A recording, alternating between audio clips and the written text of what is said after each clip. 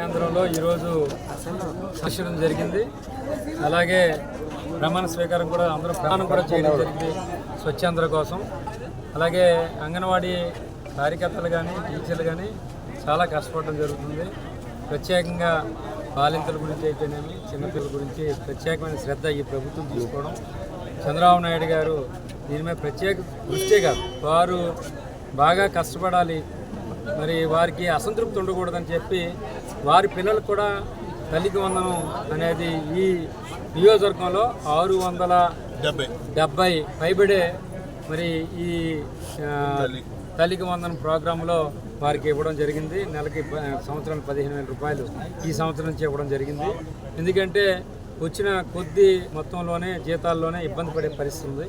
అలాంటిది ఈరోజు ముఖ్యమంత్రి గారు వారి పట్ల సానుకూలంగా స్పందించి ఈరోజు రేపు రాబోయే తల్లి వందనంలో ఇవ్వడం జరుగుతుందని కూడా సందర్భంగా తెలియజేస్తున్నాను. అలాగే మరి స్వచ్ఛత గురించి మాట్లాడుతూ కూడా ఈరోజు ఇండక్షన్ స్టవ్ను కూడా ప్రతి అంగన్వాడీ సెంటర్ కూడా ఈరోజు ప్రమోట్ చేయడం జరుగుతుంది, ఇవ్వడం జరుగుతుంది. దీని ద్వారా ప్రజల్లో కానీ లేకపోతే కుటుంబాల్లో చాలా వరకు కూడా మరి అవేర్నెస్ వచ్చి ఇండక్షన్ స్టవ్ను వాడతారని, అలాగే అన్ని విధాల వారిని ఆదుకోవడం, అలాగే ఈ రాష్ట్రంలో ఇప్పుడు అన్ని విధాల బాలింతలకి ఒక రక్షణగా, అలాగే ప్రభుత్వం వారి పట్ల వారికి పౌష్టికాహారం ఇవ్వడానికి అయితేనేమి టైంలు ఇవ్వడానికి అన్నీ కూడా కృషి చేయడం జరుగుతుంది.